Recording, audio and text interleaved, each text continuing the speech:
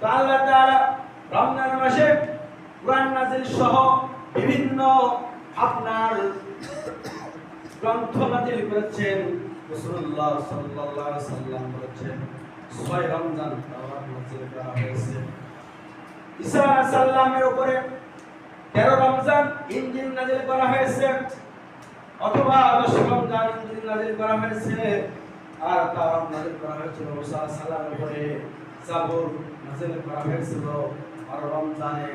সুতরাং সমস্ত আসমানি কিতাব রমজান মাসে নাযিল করা হয়েছে।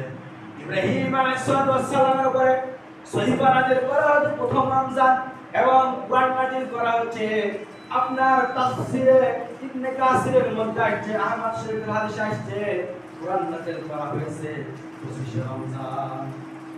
তবে এটা 25 রমজান উল্লেখ করা বলা যাবে না, শবে কদরের রাত সেটাই সঠিক মাসআলা, কারণ সে